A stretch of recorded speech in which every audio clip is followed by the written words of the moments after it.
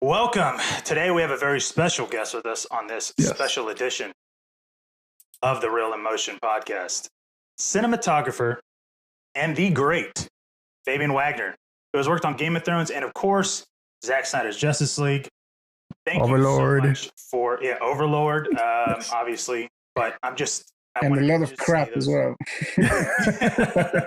Several things we don't have to mention those. Oh, okay. But I just wanted to say thank you so much for joining us, and we're so appreciative. Thank you. It's a pleasure to be with you guys. And definitely thank you for coming on the show. And we talk about a lot of crap. You're not talking about Sherlock, because that show was definitely Sherlock. Sherlock was one of my favorite. That was one of my favorite things to watch, to shoot, to work on. That's where you had the most fun, for sure. I try and have fun all the time. Right.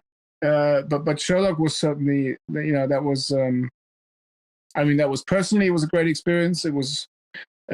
Professionally, it was a great experience. Okay. It was one of the first jobs that sort of got me more international recognition. I had an Emmy nomination with that. Okay. I developed a great relationship with Paul McGuigan, the director. We hadn't worked together before, but we became great collaborators and friends after that. And it was just generally just a great show, and visually a really interesting, cool show to work on. Yes, especially like the way that you Sherlock has a way to process information whenever he's trying to break a case and do this like cutaway shots, try to piece together the piece of the puzzle that he's putting in his brain. That it was very interesting how you take those shots and just like convey a little story that's playing in his head. I thought that was very clever, and that's one of the things that I like, how you visually are able to tell exactly what the viewer's supposed to consume and what the actor, the character is trying to convey on the screen. Yeah, no, thank you. Yeah, a lot of that was Paul McGuigan. He's a really creative, super visual director, and it was a very interesting kind of collaboration. We hadn't worked together before, so at the beginning it takes a few days to sort of find your feet, and then when you click, we really had that moment where we clicked, and then we just had a lot of fun every day, and I think that's visible in the final product, so you can tell that we had fun because we just that's right. And listen, I know with everything that's going on with COVID, first of all, how's everybody in your family? Is everybody safe? How you guys dealing with the pandemic over there? It's been we had a nice time. I had a baby not so long ago, a year and a half ago, so it's nice to be able to actually spend time at home and not be away working, and so we luckily we've had a good time, but it's obviously been very tough for a lot of people, so it makes you feel very sad and sorry. Yeah, I know. Well, I do hope everybody is staying safe, but because it looks like in Germany, they're shutting down theaters, and France is about to happen, and Italy's shutting them down. So hopefully everybody's doing that for precaution. Yeah, and rises. But how are things going back? Getting back to work with all the new COVID restrictions. And can you tell us? It just depends on the jobs, but obviously you just have to be safe. I've been doing quite a few commercials, and you just have to be careful, and you wear a mask and you do some tests every now and you do some. Well, when you're shooting, you do tests quite often, and it's just common sense, most of it, and trying to be careful and aware of each other. And well, you'd be surprised. You are talking to some Americans here, not us. Well, you guys have got Trump, so you've got even bigger problems than COVID. Yeah. What kind of guidelines are like that? Get you, Trump will get you. Was that? Yes. Well, we'll see how that works out beginning of next month. Hopefully. Fingers crossed. Yeah. I just read a lovely article about a 104-year-old American woman going to vote. She went to vote today, and she told everyone that they have to go vote. My goodness. And she said that Yeah, she voted, and she thinks Trump is an atrocity, and she voted for the right guy, and now she can die happy. So that was a moving piece. Yeah, it's been a very interesting last 4 years with this administration. It's been challenging. It's been an embarrassment. It feel like a surreal out of body experience for the last 4 years. So hopefully this whole thing is over in a couple of weeks. And put this whole thing behind us. Yeah, I know, right? Fingers crossed. Yeah, fingers crossed. So with those guys going back to work, what kind of guidelines like they would have in place? Like they wear the mask, 6 feet, distancing, distance from each other. You're not supposed to get out of, like the NBA created this the bubble. Did they have something similar? We had some very similar. You'd have to wear your mask. You would have to obviously always disinfect everything. You would have to try and stay away. Whatever it is, 6 feet, whenever you can, which obviously sometimes on a film set is tricky, but then you just have to be very careful and very aware.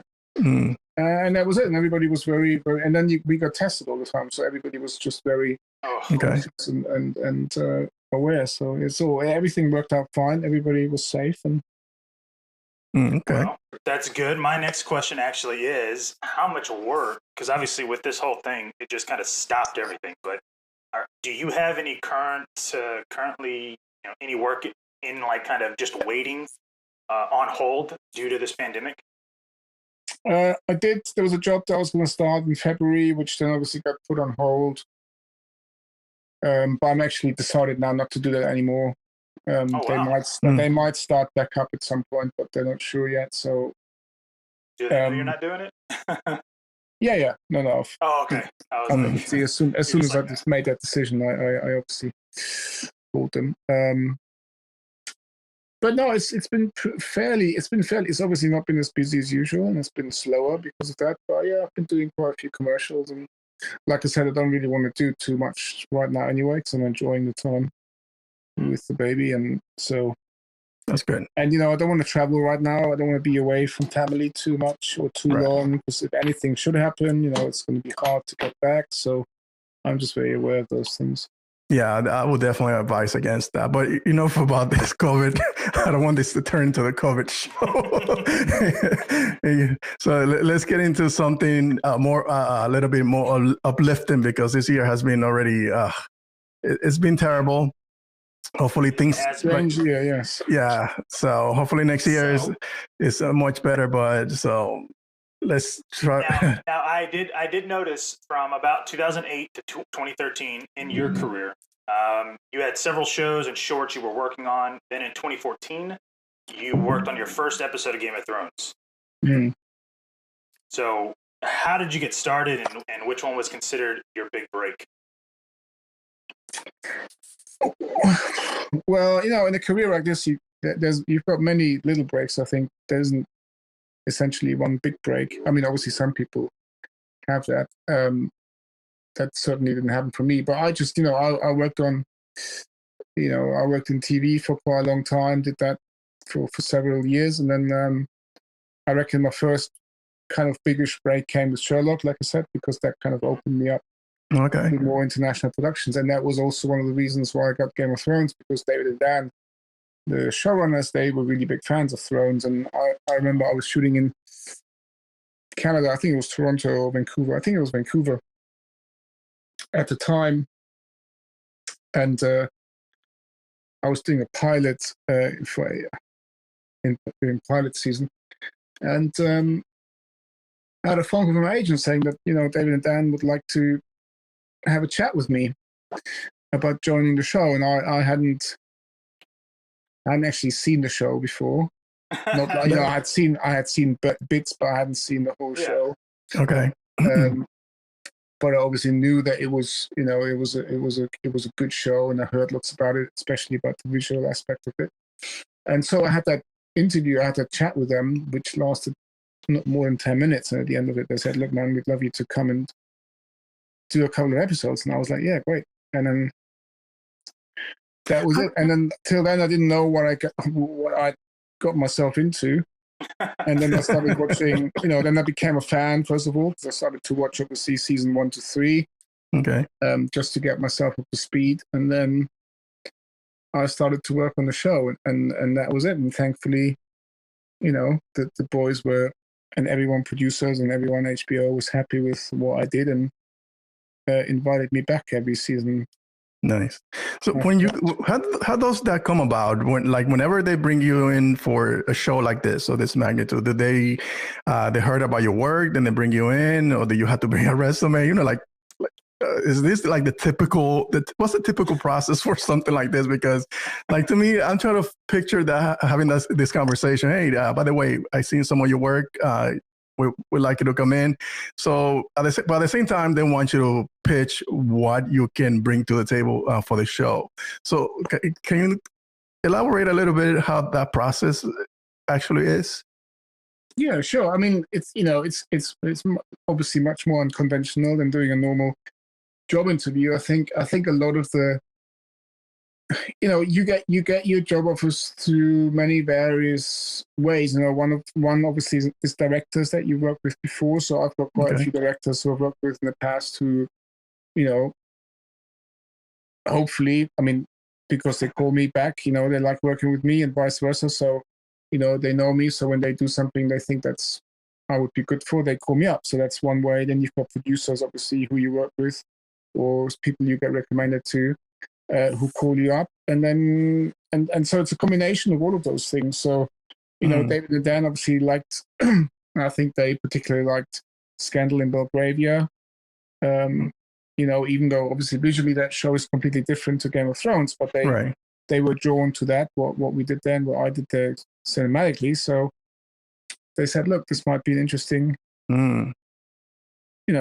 guy to use in a couple of episodes. And so, I think in the end, a lot of it is, your resume is the things you've done, is your show reel, is your IMDb page, right? I guess. And then, but really is that sort of gets you into the room. And then it's all about, I think, personality and how you are with the other people in the room, how you connect, and if you connect on a creative level and on a personal level, then. So it's basically like any other job, because one of the things on my job, whenever we interview, does this individual really going to work with our core group in there? So probably like any other job, you want somebody who's going to be a team player, who's going to be part of the crew, somebody that we can go have a beer right after we wrap for the day. So I guess that doesn't change when it comes to landing the job. That doesn't change, and all those things are, especially in the film industry, are super important. You got to be a team player. Yeah, a lot of people that you're working with. You got to be, you got to have your own ideas, but you also have to be open to other people's ideas. Right, exactly. You have to be able to sort of take them to another level, and if you can have a few beers after work, then that's even better. So all of those things, play a big part. Talking about ideas, now that you mentioned that, I know you went to school you went to film school, but was there ever a time where you were in the middle of a production and you were like, oh my God, they didn't teach me this while I was in school, and you had to actually come up with something on your own just to make it work? Well, I mean, I realized pretty quick that they didn't teach me anything in film school that I could use on my job. But saying that sounds bad, but saying that I had a great time at film school, and I don't regret going there, and I had a great time, and I obviously also learned a lot at film school, but you never learn as much as you learn on doing the job. Yeah, there's always moments. There have been many moments in the past in my career, and there's many moments now, and there will be many moments, I'm sure, in the future, because you always learn. You can't know everything, and I always say to aspiring filmmakers that that's not a bad thing. I think I love the fact that there's always something new coming up, because it keeps you on your toes, it keeps you learning, it keeps you wanting to learn. People become complacent, right? And not only that, it keeps you away from becoming irrelevant. You have to stay on top of your game, otherwise you have to evolve as much as everything else evolves around. Absolutely. And talking about, go on. I'm sorry. I know. I'm asking a lot of questions because this guy, whenever he gets going, Yeah, I know. 'Cause I'm about to go off. try to get I ahead of can me. make it shorter. Do you want me to make it shorter? I'll make it shorter. No. By all means, No. take it all the time you He need. just knows. He knows the I next just thing that I'm know gonna that. say, so. Yeah, no, I know he because he asked questions and then I regret like, oh my god, I wanted to ask. But talking about challenging work, like testing yourself. Out of all the work that you've done, TV, movie, commercials, and there's one thing that you've done to this day that you go back and like, wow, man, I did that. That was me, and that you still feel proud of that work that you did to this day. There's one specific one that you can speak on. I hope it will happen one day. I mean, look, I think I've done some good stuff. Obviously, I'm very grateful for all the stuff that I could be a part of, like the Game of Thrones episodes, which were a huge success. I think I've done some good work on those, but I don't think I've yet done something where I'm like, wow, I'm really like, this is like groundbreaking stuff. Okay. Well, then allow me to up that for you because I believe you have. And so for those that aren't aware, each like one of the 8 episodes that you did literally all had very game-changing circumstances. And some of my favorite scenes, which I wanted to bring up because I'm that big of a fan, and so has Ben. We're both big fans of this thing. Thank you for including me this time. I know. I wanted to say it. So The Laws of Gods and Men, your first episode, has my favorite montage with Yara talking to the Ironborn while Ramsay and Miranda are obviously getting it on. And then, of course, you have Tyrion's trial, which, again, that's a big situation in the entire scheme of the show that is happening. And I loved the way the cinematography was as far as how it was lit in the throne room with all of those. And that was a lot of extras to basically make sure that you could see him but not see him, but then also how you're lighting everything. So I was impressed. Mockingbird, your second one. One of my favorite shots is of, and I'm going to butcher his name, but Half-Boar Jornsen. And that's pretty good. Thanks.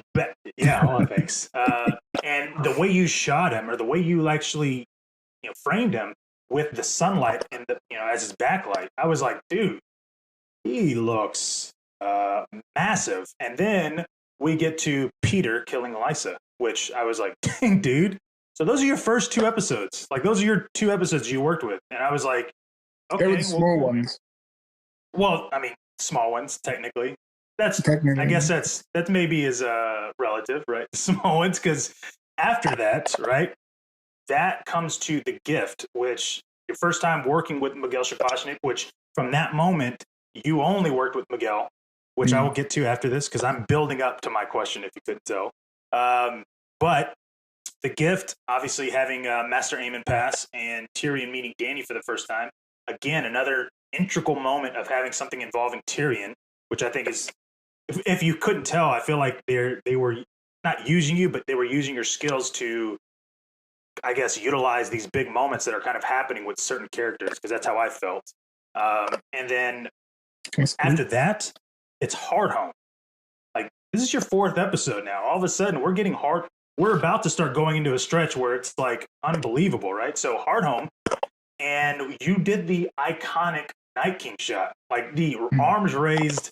Hey, well, look, I'm here, raising the dead, okay? Which blows my mind just to this day, thinking about all of that and seeing Jon Snow's reaction, going, "My God!" That was cool. I enjoyed that. Yeah, and so like after, not only that, so now after Hard Home, we get Battle of the Bastards, my second favorite episode of the entire series. Okay, and the best combination of Dany and Jon back to back, because you have Dany basically, flying with with Drogon, and all 3 of them finally just coming out and killing the ship. And then, you get the Battle of the Bastards, which I cannot believe that you guys shot that for television, right? First thing. That means after that, after Battle of the Bastards, we get the Winds of Winter, which, I mean, the opening, that piano, the way everything was dressed, the way everything was shot, the panning, the dolly tracking, all of that is something that me as a fan, that was kind of when I first started realizing this show is on a different level. Like the way the camera angles were, the way that the lighting was, just in general, I was able to notice something different in this episode. Because I was just like, dude, this this show is so unique to anything I've ever seen, and this is a series. And then we get to basically my favorite episode, The Long Night. That thing. Oh, absolutely. Like, that's why I was so like, yeah, that's why I was like so shocked that everybody was like, so you could see it. You could see it. You like the sound design. Yeah. And then I'm going, well, that's exactly what it would look like if you were in a fight. Like they're not going to have like freaking towers of light going. Yeah, exactly. To show you everything. I thought it was the most brilliant thing that you could have done to light, specifically at the very beginning, to light all of those ochras. I think that's what they're called, right? The Dothraki blades. I think that's what they're called. I don't know. I may be feigning. Yeah, the Dothraki swords. Yeah. Yeah.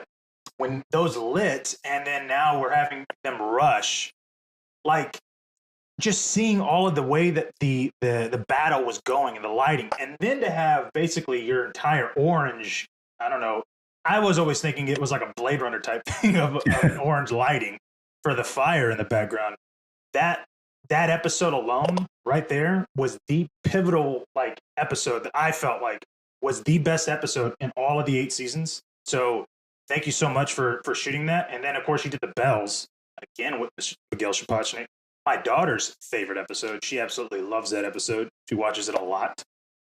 I just wanted to run down these episodes because if you haven't noticed, each episode is just getting bigger and bigger and bigger, almost to like film level. Like this should be in a theater type to level. And like how were you able to like were you aware of it? But how are you able to keep upping the ante with each episode that you were involved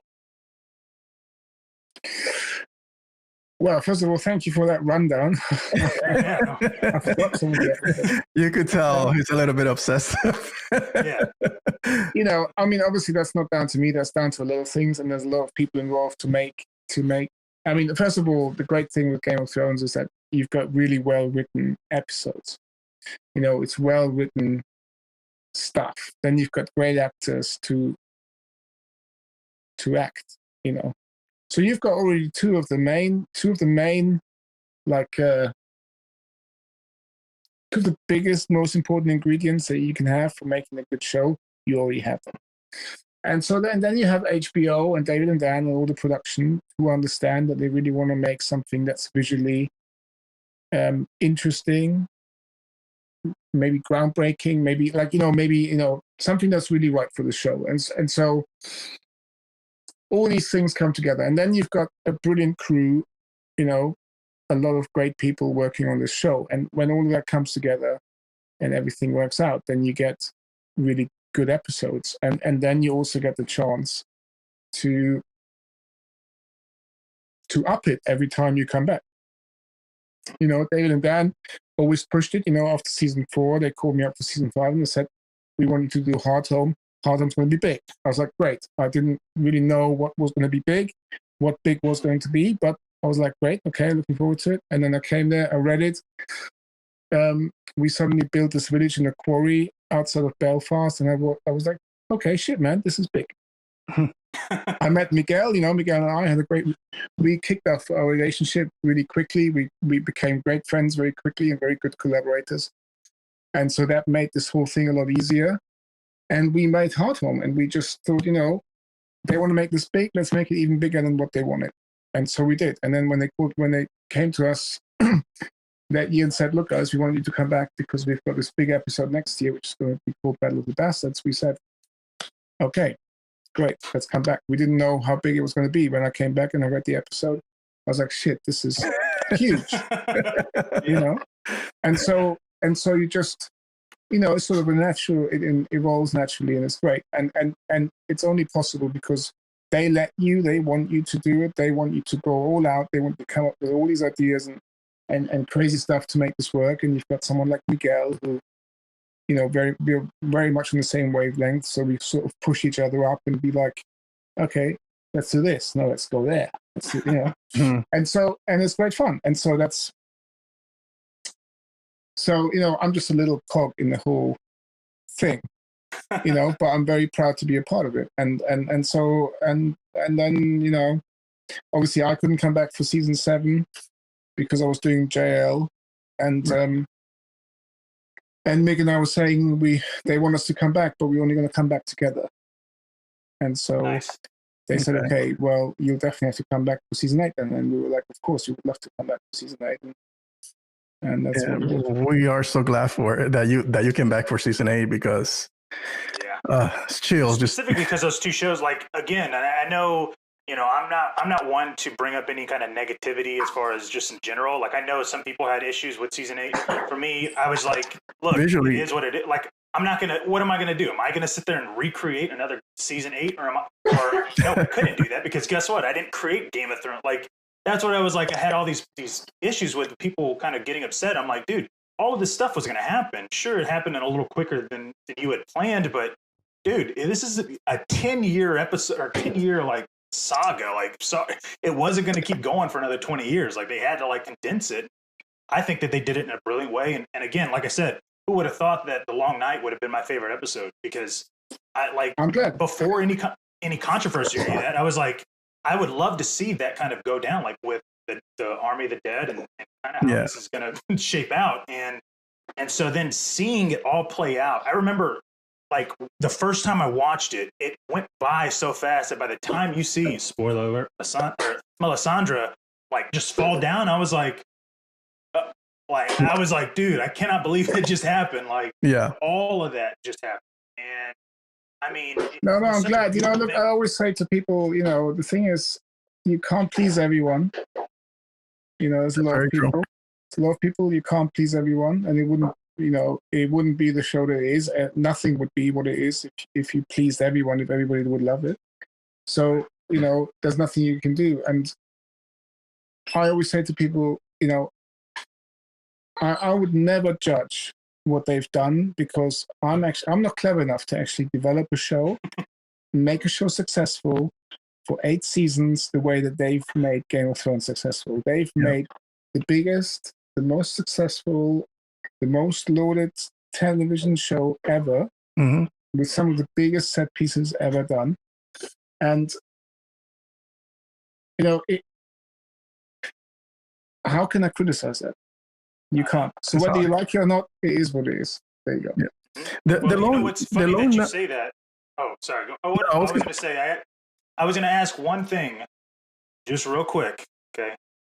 It's funny that you mentioned you and Miguel both said that you're not coming back for season 8 unless you came back together. So he is the showrunner of House of the Dragon. Mm-hmm. Surely you guys have talked about collaborating once again for House of the Dragon, right? We've spoken, but I can't talk about it. Okay. That's not a no. All right. That's so sweet. It might be a yes, but it could be a no. Okay. But hey, it would be if the ball's on their court, it would be a massive mistake not to include you guys. Yeah, it would be, just because personally, like you guys collaborating, like as I listed everything off, like for the fact that those episodes kept getting bigger and bigger and bigger, and you guys were able to pull it off, in my opinion, fantastically. I can only imagine what you guys are going to come up with, potentially or allegedly, in House of Dragon whenever that gets announced. I'm excited. So, Now, I was going to go back to The Long Night. By the way, I watched it the way that I was supposed to be watched. I watched it in my room, big ass TV, lights off, got in the mood. I said that the mood right. But just going back to that episode, I know that it took roughly about 3 months to film, but with the pre-planning for such an intense shoot like that, knowing that you will have to create a real world setting, battle at night with mostly practical elements but a lot of CGI, dead men and dragons.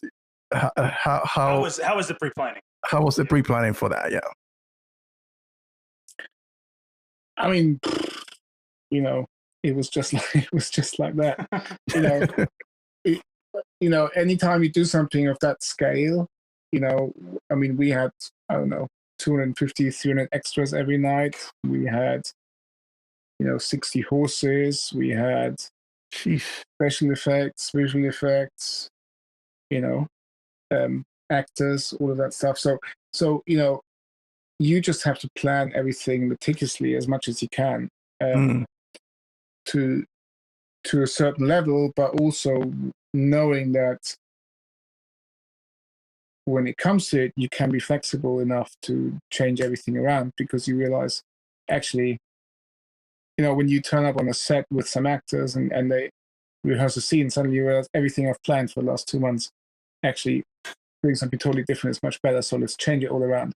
There's a big change for a nighttime setup, but that's what I wanted. I wanted to be able to turn up and have a plan, but then completely throw it out the window if we suddenly think, actually, let's not shoot this here, let's shoot this over there.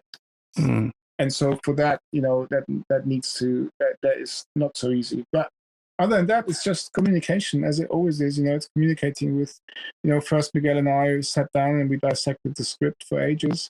We went through everything that was important, every beat that was important. We talked about how we wanted to shoot it, how we wanted to do certain things. And then we started to bring in other departments. The first assistant comes in and you break it up into what can you do per night. Then you talk to the special effects, the visual effects, to the stunts, to the, and you bring everybody in and you communicate all the way through, so much that everyone knows exactly what's going on, what you're doing when, and how you're doing it, until you turn up and then say, hey guys, sorry, we're going to do it totally different now. It works. Don't you love it when it works that way, though? I love working that way, because I think it's always good to have a plan. It's always good to have an idea. But like I said, most of the things I've done, I have, I'm someone, I read something and I've got a very vivid imagination. I read something, I have ideas straight away of how that potentially could look. But then I've had so many times in my career where I turned up and I had a set idea, and then I realized, actually, it kind of works, but it's not. This is like way better, Right. So, and that's what I love about the job, is you've got to, think on your toes. You got to be flexible. You got to, How hard it is to do something like that? I know it's challenging, especially with so many moving parts, like you mentioned. But how hard does it add another layer of difficulty when you're dealing with so many principal actors, like you did on that episode in The Bells? Yeah, of course, the more actors you have, the more, the more pressure there is. I mean, but there's always pressure. I mean, it's, all, and the thing is, with Thrones, for example, they were all amazing. They were all great. They were all there because they loved being there. And we had some really long nights, and everybody was just great all the way through. So no, they didn't really add any, and you could say to Christopher, I could be like, look, man, let's do a shot of you over here killing some undead, and he'd be like, yeah, let's do it. And you do it like 10 times, and you say, and I'm knackered because I'm holding the camera, and he goes, come on, let's do it again. So they were great, Well, speaking of principal actors, and that many all at the same time, like you had in The Bells and in The Long Night, Justice League. The big kryptonite-infused elephant that we no longer need to worry about in the room. When that film came out, literally tore me up inside. Like, I'm not joking. When I watched it the first time, and I remember I saw it with the girl that I was dating at the time, and I watched it, and the moment it came on, that was the first time that I felt embarrassed of watching something because she knew that I was like a big nerd about this. She didn't understand it, but I was like, I'm so excited about this. I can't wait, because we had seen some of the trailers, and I knew that was mostly Zack stuff, but I watched it and I felt embarrassed. I remember that night I could go to sleep. Yeah.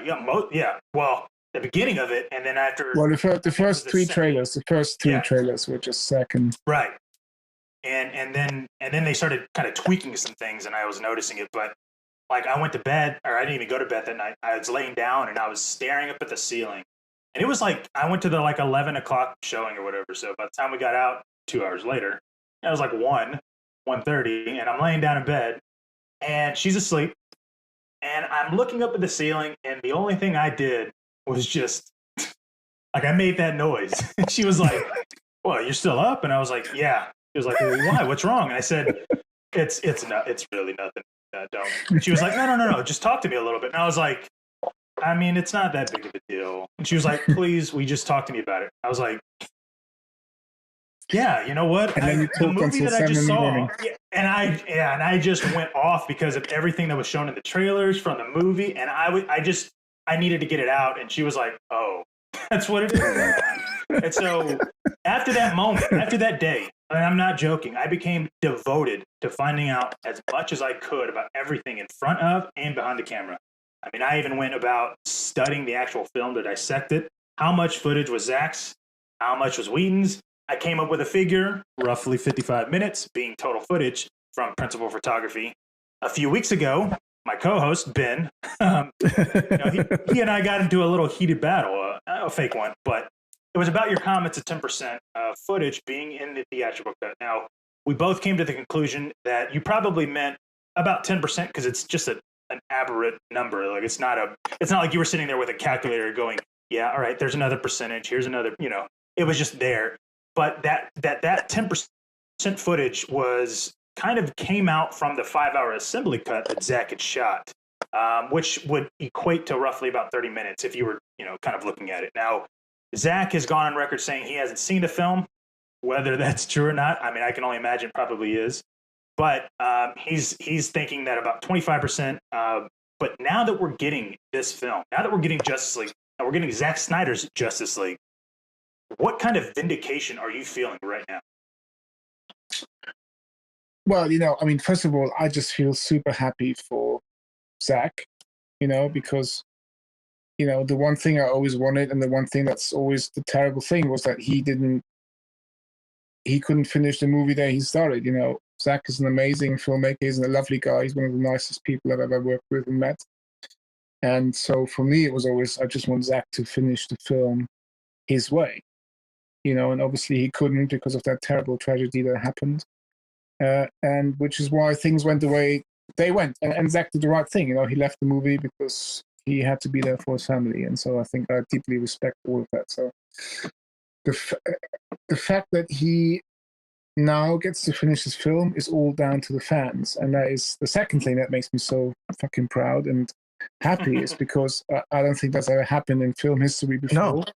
I'm not sure whether it will ever happen again, but the fact that there's so many Zack fans out there who came out and supported the man wanting the real thing, I still can't get my head around that.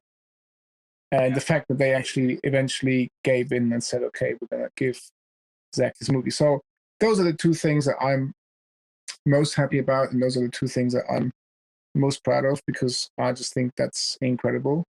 Obviously, I'm very happy to be seeing the film that I shot with Zack and to be seeing the stuff that I shot the way that I shot it. So that makes me happy because the film that I saw was not the film that I expected. I was actually going to say, I mean, finally being able to see the real footage of what y'all shot. Like for me, as somebody that studied Justice League a gross amount, and I cannot overstate that amount. Yeah, a gross amount.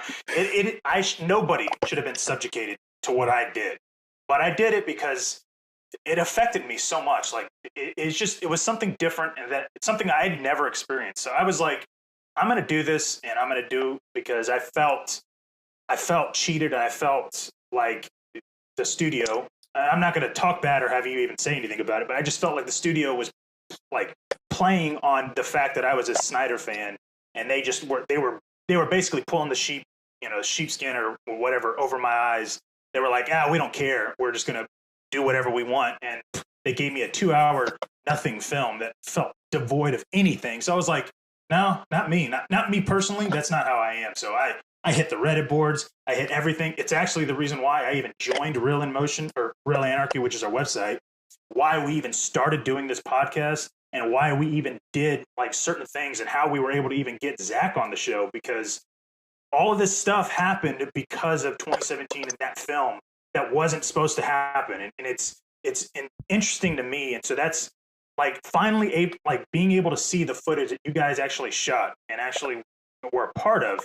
I mean, the lighting, the lenses, it looks so visually stunning and amazing. Like so much different for somebody that has spent the past 3 years looking at Justice League to see that trailer and see the actual footage that you and Zach decided to shoot. It's different, and it's different than Man of Steel, and it's different than BVS. I fully expect, mainly because of you and Zach collaborating, I fully expect that this film, Zack Snyder's Justice League, is going to be my top film above BVS, which is insane because I've seen BVS like at least 450 times. That's not an exaggeration. Like, not an exaggeration. Well, I'm glad. Well, I hope it doesn't. I hope you're right. I hope you're gonna love it. I mean, look, the only thing I can say is that the first 3 trailers, as far as I remember, when they came out in 2017, those were the trailers that was purely cut with the stuff that we had shot on main units with Zach and me, and I was actually in LA when we were doing some of those trailers and we were coloring them, and those 3 trailers are the way that movie was always intended to look. And it was always intended to look different. Zach wanted it to be different to Man of Steel and different to BVS. Okay.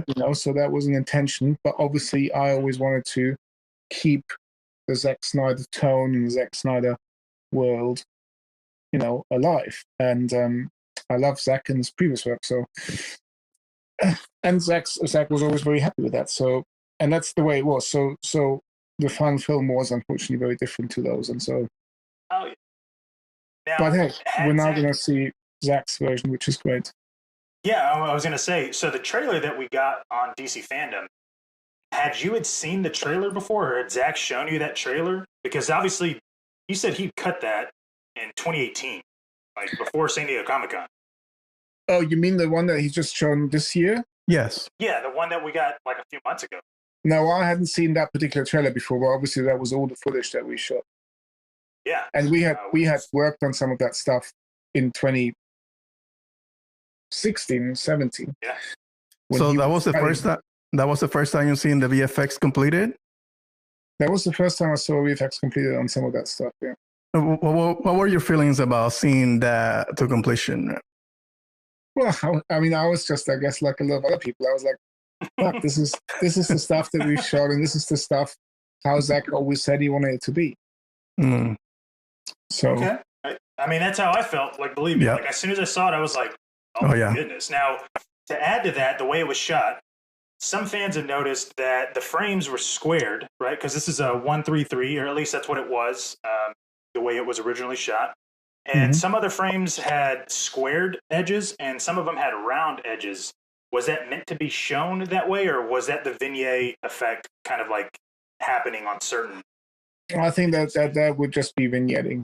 That would just be vignetting on certain shots. But no, the film was intended to be, we shot it open gate, full open gate. So, okay. And Zach was always wanting to show it in that format. So, well, I don't know if you're aware. I'm sure you are. Now we are getting a 4-hour long, 4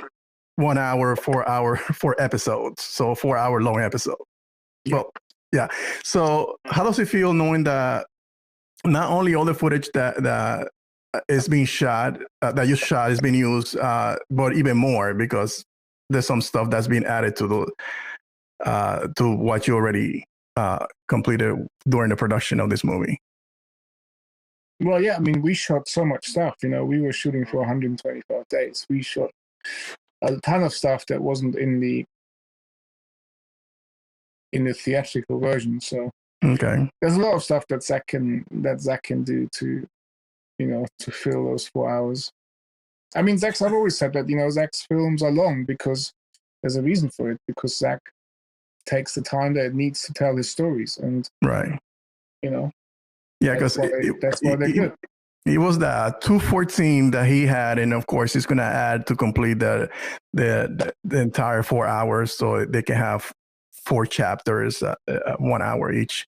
Yeah. So, but actually, you know what? Speaking of the 214, and this is a question that I'm throwing out random. You don't have to answer it if you don't want. That's fine.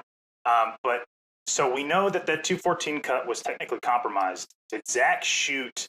And this is something that I've heard, and this is just something that I could tell just based off of how I saw the tone of that trailer versus everything else that I've seen in Justice League. Did Zack shoot a certain thing or a certain way, and then all of a sudden he was like, okay, the rewrites that were happening on literally in those days by certain executives, we just won't name names. Like, would he shoot things his way and then go, all right, I'll shoot it y'all's way if this is what y'all are wanting? Like, because the when we were shooting, when we were shooting the main shoot, when we were shooting Zack's Justice League, we were always shooting everything Zack's way. Okay. Okay. I don't ever remember shooting, anyone. Obviously they have conversations going on that I'm not a part of, but right. I was never on set where someone said, Zack, you've got to do this differently. Nice. Okay. And that makes sense because the trailer alone, I realized, I was like, dude, this is such a different feel and different experience just by watching, and it didn't even have any sound effects. Like, I was like, man, this is incredible. But speaking of additional photography, did Zack speak to you at all about like what he was planning on doing or him shooting right now? No, well, we spoke, but we spoke not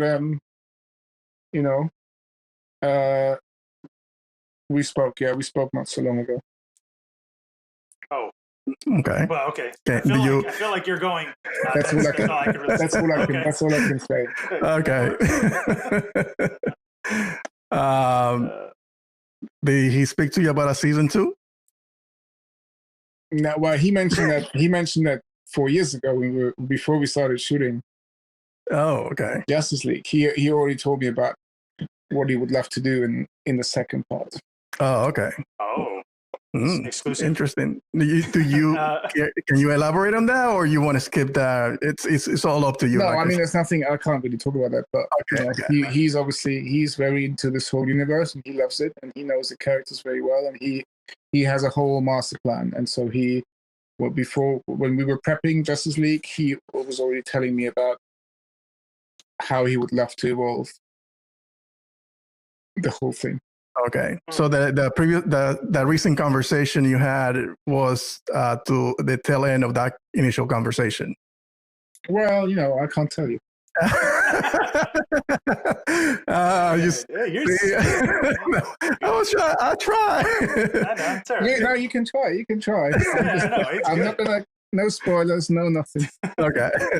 Hey, listen. One of the things that we love about Zack is that he's such a beautiful visual director, and it seems that you and him mesh well because you guys have a keen eye for these beautiful visuals.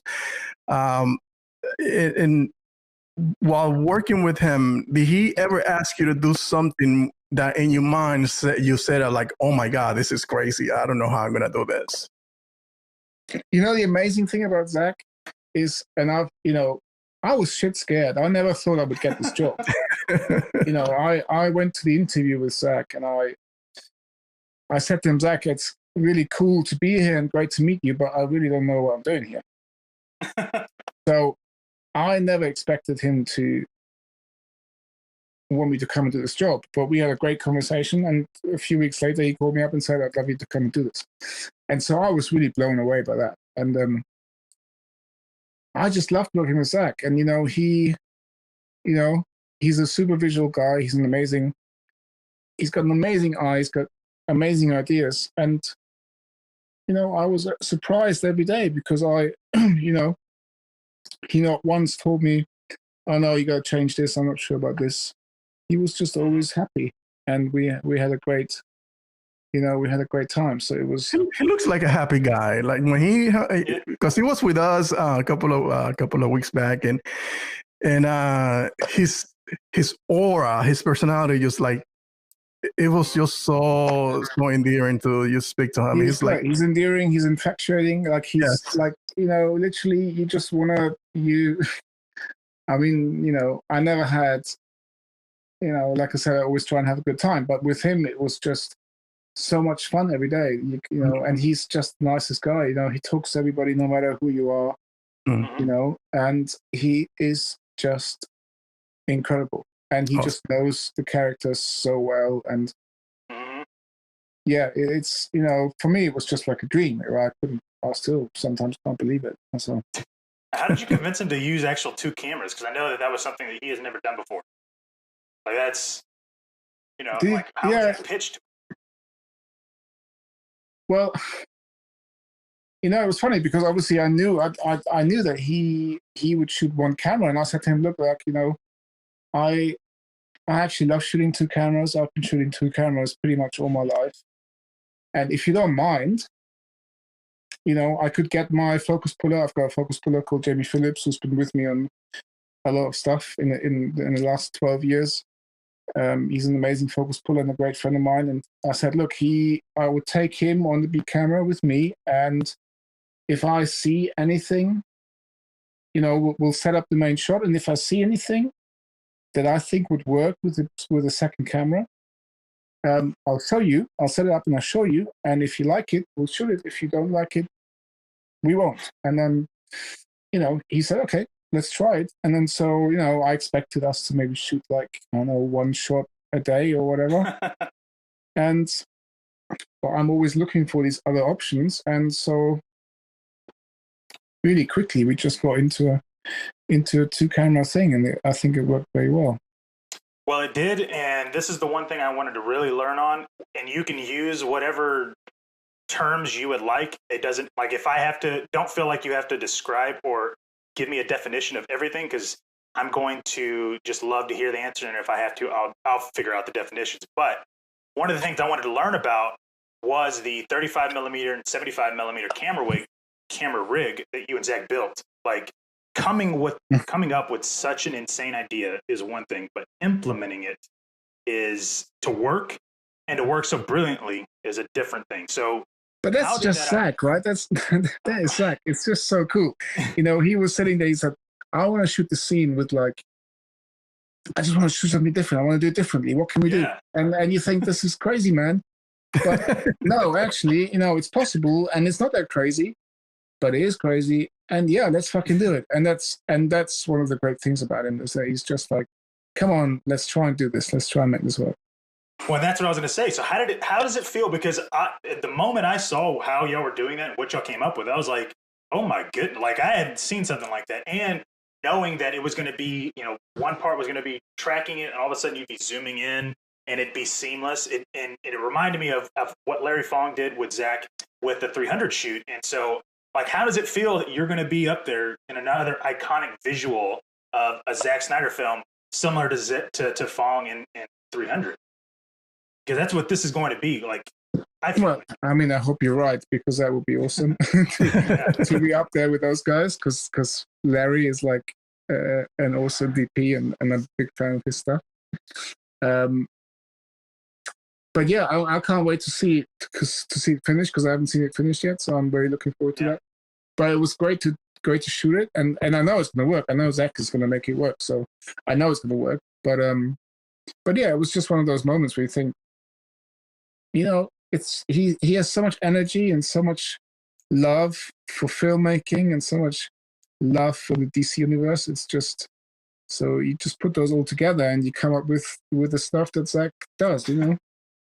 Well, yeah, and there was, and I'll just say this, you know, it's shameful, but whatever, I couldn't help myself. But right after Justice League came out, literally the day after, a couple of deleted leaked scenes came out, and one of them was the rotation of showing Cyborg displaying the going to, like, basically the background or history of the mother box. And so that's why I was able to see kind of what that would potentially look like.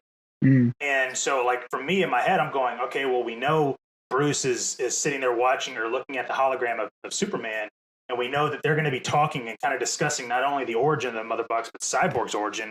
Like, is this, and one of my friends, Stephen Colbert, who's been a regular on this show and guest in other shows, he had mentioned to me that it felt like it was going to be like another Manhattan type introduction of his origin.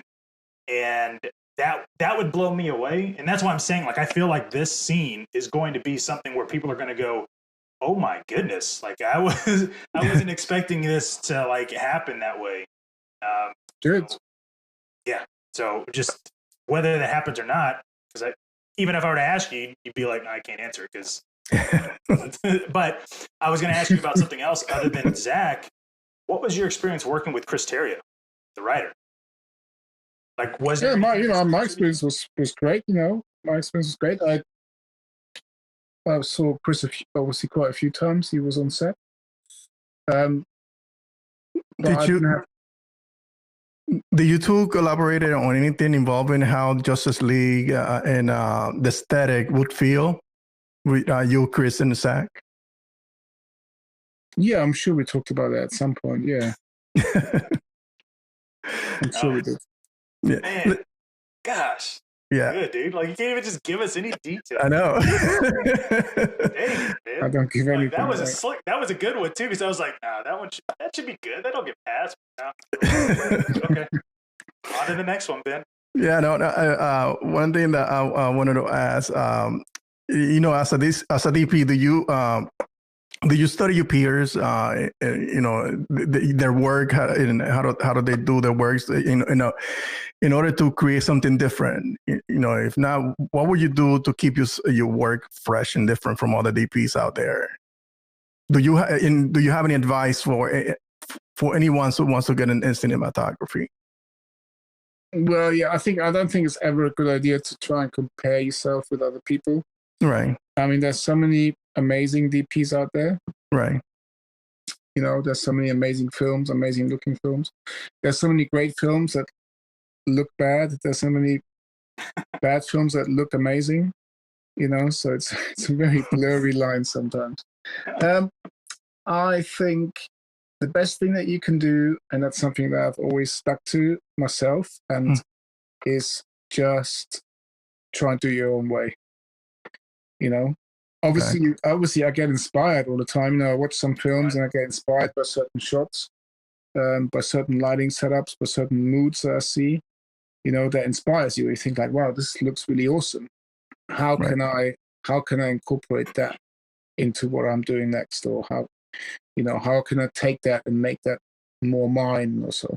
So you do that, but I never compare it to anything else. It's just inspiration. I really just try and do my own thing, Right. So the idea is not to copy it, but make it your own. Put your own stamp on it. Yeah. Yeah, you want to always try. I think that's one of the challenges, and that's one of the things that keeps it fresh, is you want to put your own stamp. I mean, I don't see the, and obviously sometimes I mean, it's hard to say, but you definitely don't want to copy stuff, but, right. Obviously there'll be very similar shots that something that you see that works really well, that you think I can try and do that for. Well, there's one thing I could tell you. Before, like, this is a break. I'm just I'm going to keep it in there, but I'm telling you, the one shot that I noticed, and I was like, oh my goodness, like, it was the first time that I watched something from Justice League where I went, dude, that reminds me of another shot in BVS. And you know what it was? It was Diana looking at the mural, and the panning, and even though it's not like this is some difficult, like, unbelievable shot to create or anything, but it was just the fact that the way it was shot, and I actually enjoyed seeing it because it was still at an angle, but it was actually directly on her, whereas in BVS it was when Bruce was looking at the suit, and I was like, I could tell that when Bruce is looking at the suit, it's more of that, like, he wants it. He's like, I'm fiending for it. And when we see Diana, and the reason why it felt so much like bigger in my head that it was straight on, is that you see that terror and that fear in her eyes, and then her realizing what Darkseid looks like. Like, to be able to see something like that, and it was like a 20-second little tease, was something that I'm so thankful for, as far as what you guys, and again, what you and Zack even collaborated on doing, because most people would watch it and be like, oh, okay, yeah, it looks normal. But for somebody to me that not only has watched BVS so many times, but has seen Justice League so many times, to never get that feeling or that experience just off of a 20-second clip, I was floored. So, well, I think that's really cool, and I think that's like I said before, I think that's one of the amazing things, is that's the reason why Zack is getting his version, and we're all getting Zack's films, because the fans are the ones who really made that work. So I appreciate what you're saying. One thing I was wondering, because it's been almost 4 years since this movie was made, and so how's it? Yeah, so it's a little bit unorthodox the way they're doing things now, and so how is the post-production process being done now that it's almost 4 years since this thing has been completed?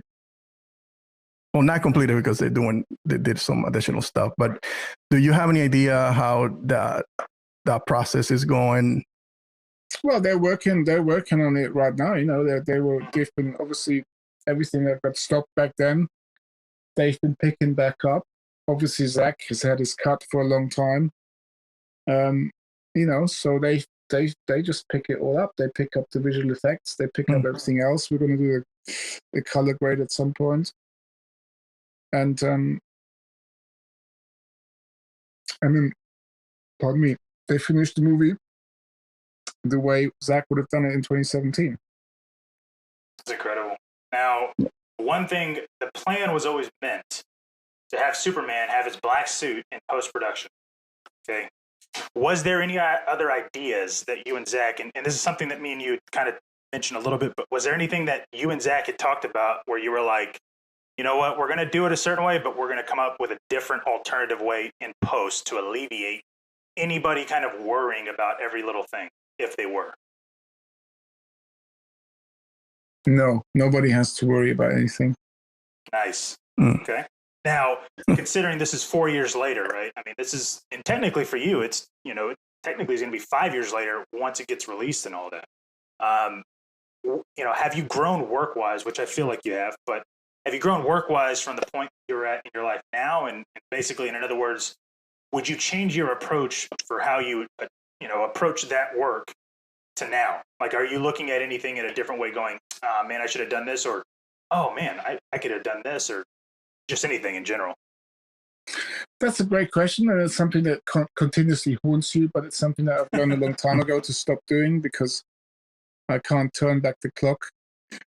And if I was able to turn back the clock, I would turn it back for things like my mom passing away a couple of years ago.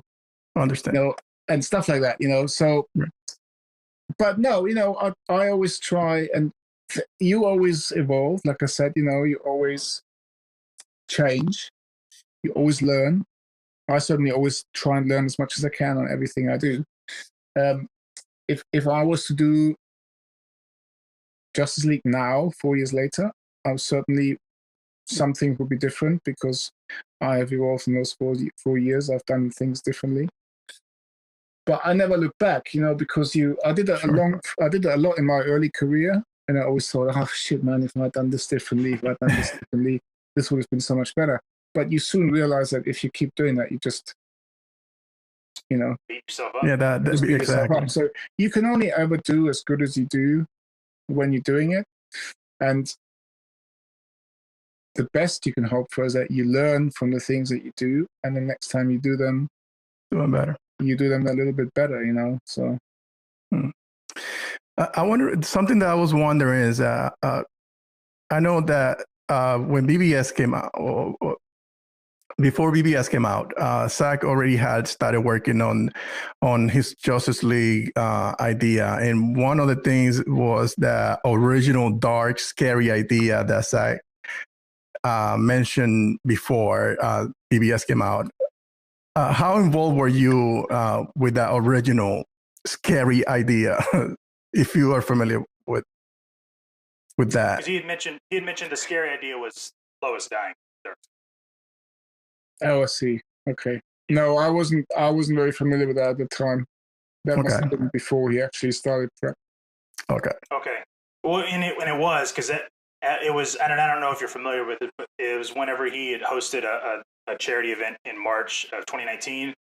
He was talking about it, and he was like, you know, the executives and everybody he was talking to, they were like, you know, you're nuts, man. They're going to cause riots in the streets if you actually complete it. It'll be mad hysteria. Mad hysteria if they did this. And he was like, well, maybe they are. I don't know. And so I was like, oh, okay, well, you know, that was the scary in it, and it wouldn't make sense, but also it make this Superman even more relatable and more I mean, dude deals with so many big things, and the fact that he'd be coming back into this one, but then also having to deal with the death of somebody he loved that he had no control over, he couldn't prevent, which is like a double whammy of like the old school, like whenever Pa Kent dies of a heart attack. It's the same thing, only on a different level. It's on a bigger level, and I thought that's genius. But speaking of BVS, you know, Tom Hulkenberg and Hans Zimmer worked on the score, and Justice League, Tom is working on it solo. Have you heard any of the score yet, or were you allowed to hear? No, I haven't heard any of the stuff that they're doing now. Not yet. No. Okay. Hopefully soon. Was there any sort of collaboration with you and Tom Hulkenberg and Zack on any specific scenes? No, I mean he wasn't involved when we were shooting. Okay. But obviously I knew that he would come to do it, and Zack had spoken about him, and you know, but we didn't speak all together while we were shooting. Okay. Now, what's the biggest thing you're looking forward to with having Justice League finally being completed the way it was intended and it actually being seen by everybody? Well, I mean, the one thing I'm looking forward to the most is just everybody seeing it. All the fans who actually made it possible to be able to see the film that Zack had always wanted to make. You know, I think for me that is the biggest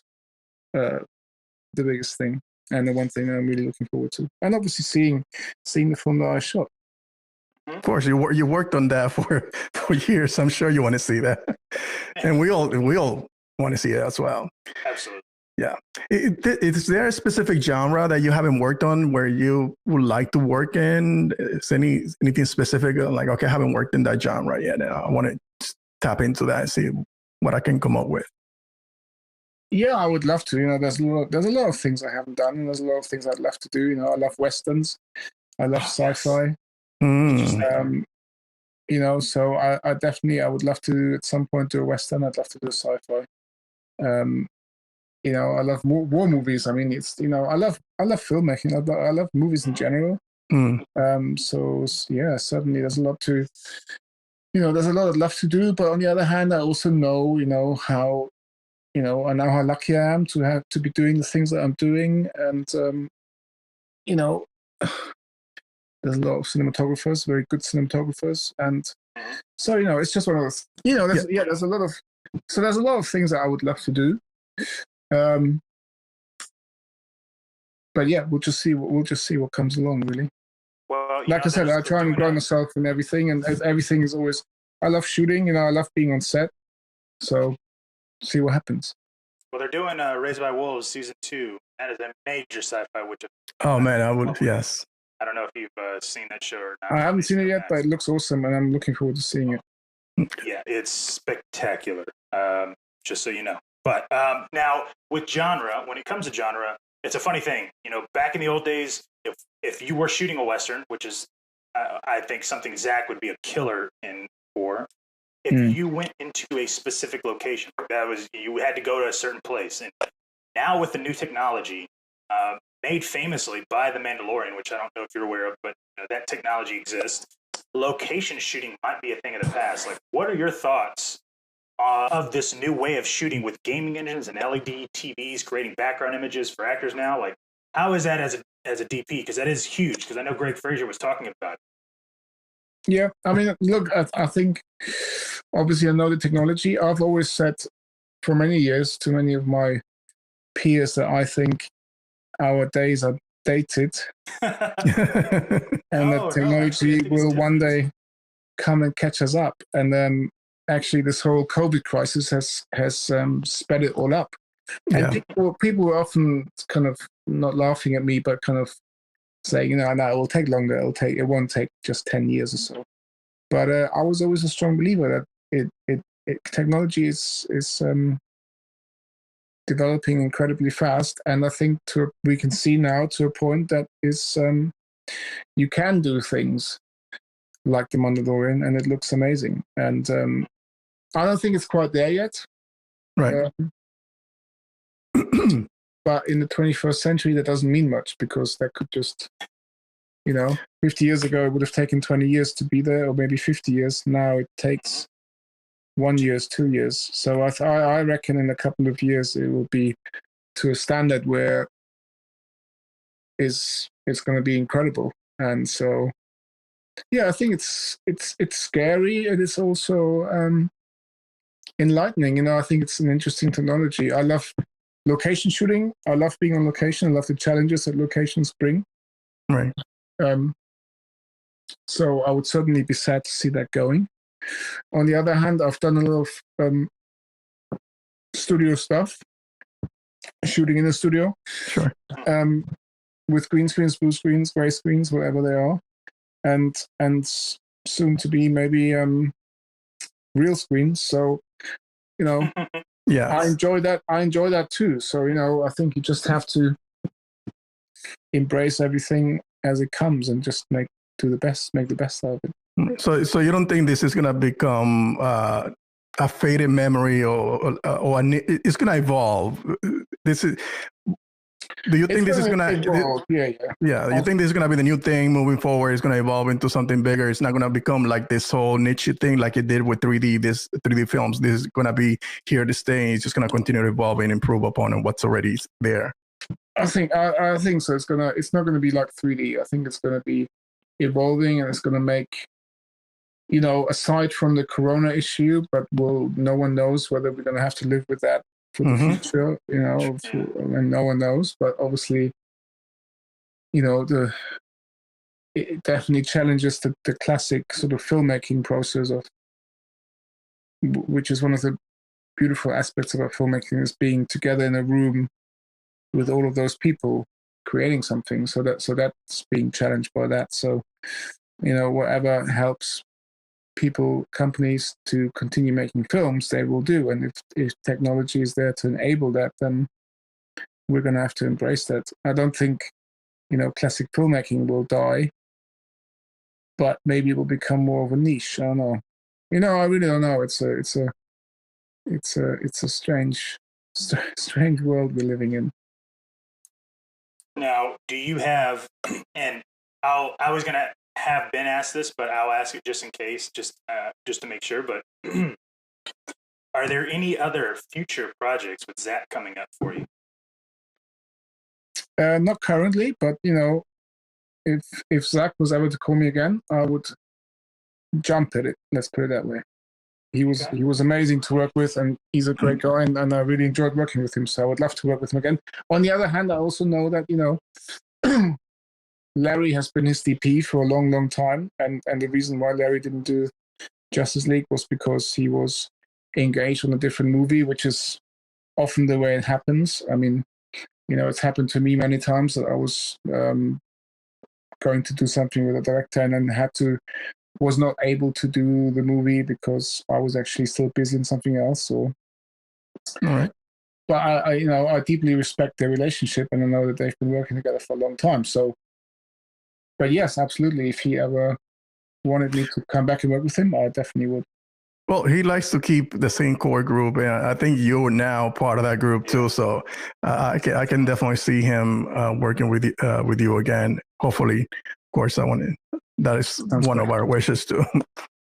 Yeah. Now, I will say this. This is our last question, but it's going to be in like a multiple parts because I'm going to grill you. You can try. I know, because they're going to be point blank. You know what I mean? So how long would you say the history lesson sequence is roughly in Justice League? I mean, that is a good question, and I would love to be able to answer that, but I actually can't. I'm having to try to think about all. You know, was it going like, hey, look, we're trying to make it fit this kind of length of time or something? No, but that's exactly the thing I said before. That's not the way you shoot things with Zack. Right. Zack doesn't be like, hey, we need to fit this into like 30 seconds. He's like, this needs to be however long. Right. 3 minutes. So that's what we'll shoot. It's pretty much, I need this to happen, I need this to happen, and I need this to happen. I'm trying to think about. There's no time restriction. We shot a lot of stuff for the history lesson, so I'm trying in my head to edit it all up, but it's really hard to put it into a number. But I reckon that it's going to be fairly substantial. Mm. Yes, that's all I care about. That's so good to hear. I'm like, ugh, I'm so excited for that, man. No lie. Now that it's a miniseries, what's the longest set piece that we'll get in this miniseries? Oh, I have no idea. I'm not trying to get out of it. I know. I know. It's okay. because at the end of the day, if we look at the way the Justice League, the theatrical film was, I mean, you had the tunnel battle, which was literally chopped like crazy. And you had that was chopped to pieces. Yeah. Exactly, because all of a sudden Cyborg is doing something, and then he just shows up, and you're like, wait, okay, well, what? Anyways, but then you have the League versus Superman that we know had military involvement and all these other set pieces involved with it, and that's gone. Now it gets reinserted. But then you have the third act, which is completely reshot, right? So that third act, I mean, I feel like we're going to see, and that's not even talking about the history lesson.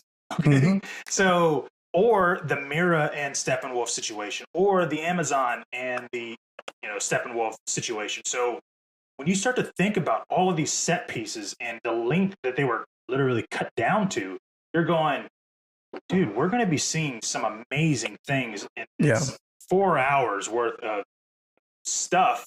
And we haven't even gotten to the third act because we haven't really seen it. Like I've seen the third act enough to go, no, dude, I know that they literally repurpose a lot of these shots, so I don't even believe the third act. But as far as this, history lesson and everything else, how did you prepare to shoot all this? Because this is a lot of CGI versus practical sets. Like, how did you plan on shooting this?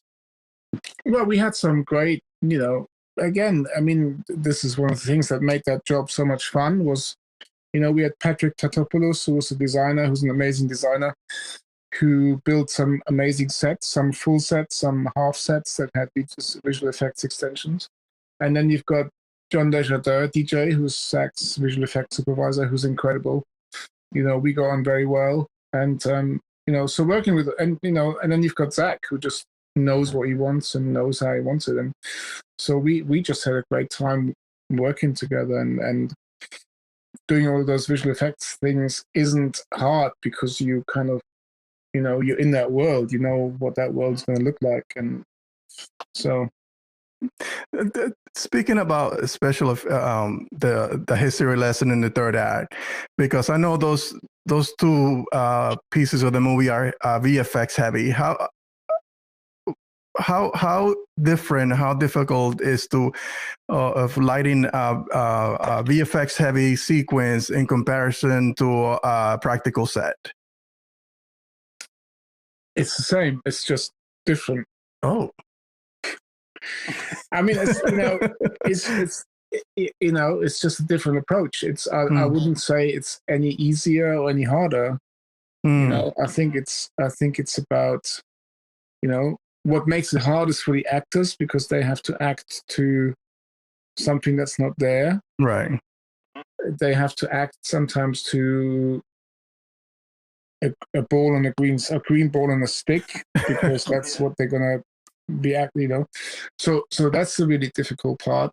I always try and explain to everyone how this will look like later. I'll try and do mood boards and storyboards where you can actually see what the world is, where they're going to be in. And we'll do a lot of interactive lighting that gives them some kind of clue of what's happening. Right. But yeah, it's just different. It's not any harder or easier. It's just different. Right. One last thing I want to ask before, because I know you're about to ask a question. Did it ever stop being funny to have that green guy with a green ball on his hand moving around the set? Did this ever stop being funny, or is it still funny to people? It still cracks me up every time. Yeah, because every time I'm watching that behind the scenes, I'm like, what the hell is going on there? It still puts a smile on my face every time. Okay. All right. So it's just not now. So was there a long take that you and Zack planned that you were able to actually get right? Or was there any long takes period in any of this that you can remember? Yeah, I'm pretty sure we did some long takes, but right now I couldn't remember which one that was. But yeah, we did some long takes. We were shooting some long takes, but I actually can't remember right now. That's fine. The only reason why I was asking is because he originally, when he was doing BVS, he originally had planned the Doomsday fight to be all one take, which after he got into it, he was like, nah, that's just crazy. No way. Yeah. But, I would be interested. Like, I'm excited to see, the long takes that you guys come up with, because it's something that me and my daughter. Like, I don't think, I seriously cannot remember. I don't think we did like a whole 2-minute take of one continuous thing, even though that's something that I love and it's something that I've done a lot in other shows. But I don't think, thinking of it now, but I could be wrong. Fair enough.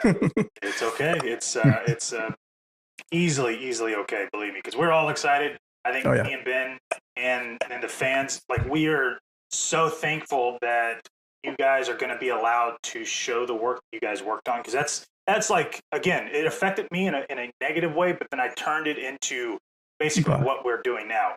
And yes. It's just so poetic. It's poetic justice that, because of how things went as far as the release of the film and the bad reception that it made, and just it being done the way unprofessionally that it was done. Because I was shocked that whoever was in charge of going, yeah, let's release it, actually was like, yeah, no, that'll work. Like, nobody's going to tell that opening scene. We're fine. Believe me.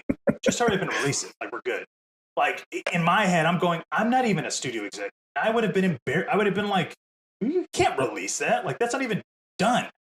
And so the fact that all of that happened, and now we're where we're at, but also now we're getting this thing and we're getting it in the proper way, and it's going to be on HBO Max. It's like, it's meant for you and Zach to continue this on HBO Max, like, as a series. Like, oh yeah, I think it's brilliant. Like, the fact that you guys can potentially be shooting the second season in a format and a style and a schedule that you guys are both now. Not only are you the expert, but you kind of know, oh yeah, this is how we would shoot things, and this is how we would prep and do all this stuff for the seasons. Like, this is like a new era that we're entering in, and I've been saying that since like 2019, because these big name directors, looking at Nicholas Winding Refn and Alex Garland, they're all coming up with these shows and these ideas, and they're making them 10-hour long, basically, films. And I'm going, this is what Zach is probably going to be the best at, and I'm excited to see you and him, hopefully, fingers crossed, knock on wood, like he said, come back for season 2. But thank you so much for taking the time to answer all of our fan questions. Like, literally, I felt like I was geeking out, but I felt you could understand it and appreciate it. You were. It was like, great. And that's the reason why we're here. So thank you guys. No, definitely thank you for taking the time. I know you and John been going back and forth and try to get you on, and we are really forever. We are really appreciative that you took the time to actually spend this time, this hour and a half with us. It's a pleasure. I appreciate it. It's a pleasure. Thank you for having us, and I'm looking forward to seeing it all. And maybe we'll speak after. There you go. Are you going to get a pre-screening, like, before it gets dropped? Like, surely you got to be in the know, right? Maybe yes, maybe no. I think so. I think hopefully yes. Okay. So then you gotta hang out with us after that pre-screening. Yeah, man. That would be dangerous. That would be dangerous. I don't know. I've tried all these questions, man, and you're just like, oh, baby. And you're professional when it comes to dodging the right questions, because I feel like I'm a great question asker. Like, you are. To get things out. Yeah. You are. You're good. But like I said, I've been burned. I know. Yeah, you're. Well, you would be burned. It would just be like, oh my goodness, like, we got something, and it's like, oh, we gotta let everybody know. But again, if you get me on a bad day, I might slip a few things. Next time we'll have a couple of drinks while we do this. Yeah. Zach had some drinks. That's why he was able to talk about the bullets he shot, and he was like, "Well, I didn't shoot all the bullets, so we're good." So I was like, "Okay, cool, man." But seriously though, Mr. Wagner, I thank you so much for coming out. I know if it hadn't have been for your 10% comment, I don't think this ever would have happened. Yeah. I appreciate it. If it hadn't been for a little stupid little banter with this Yeah. There you go. With me being so a I'm idiot. glad. Yeah. Yeah. So thank you so much, man. Thank I really you. appreciate it. And It's a pleasure, guys. yeah. Thank you. And thanks for fighting for it. Absolutely. Thank you. Thank you. All right. Have a good night. Have a good one. You too, guys. All the best. Bye.